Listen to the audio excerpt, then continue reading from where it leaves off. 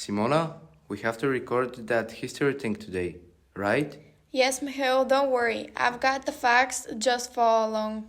Great, you're my hero. So, what exactly happened in Western Europe after World War II? Okay, listen up. After 1945, countries like France, Italy, Great Britain, and West Germany were in ruins.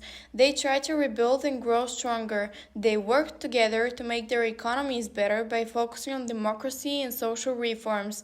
But surprisingly, political enemies like socialists, communists, and Christian Democrats started working together.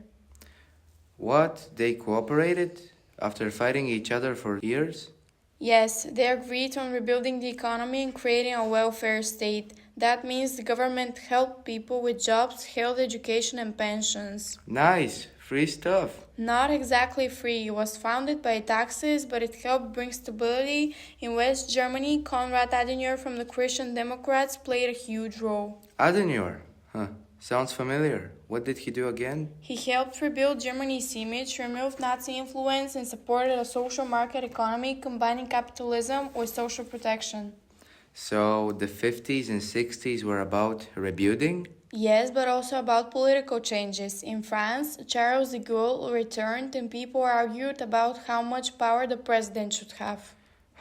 Okay, but were there any cool and interesting things happening then? Definitely more dynamic, but during that time, students started protesting because they didn't like how society was controlled by old conservative ideas.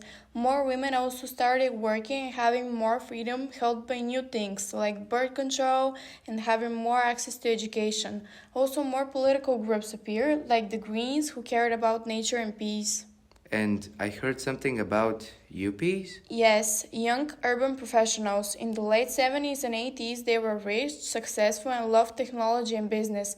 Total opposite of the hippies. So, money over peace signs? Exactly. What went wrong in the 70s though? A lot. There were oil crisis, social unrest, inflation, unemployment, and political violence.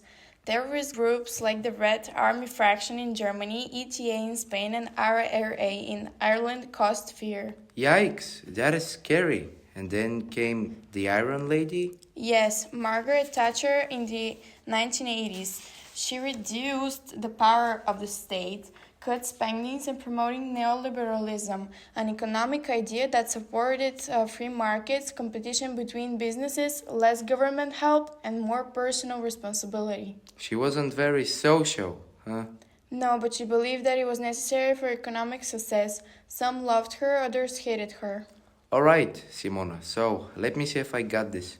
Europe went from war and poverty to teamwork, then protests, then crisis, then business suit. Pretty much from ruins to prosperity, with a lot of drama in between. Sounds like my grades this year. Yeah, but Europe actually recovered. Okay, let's go record before I start another crisis. Too late, your history knowledge already caused one.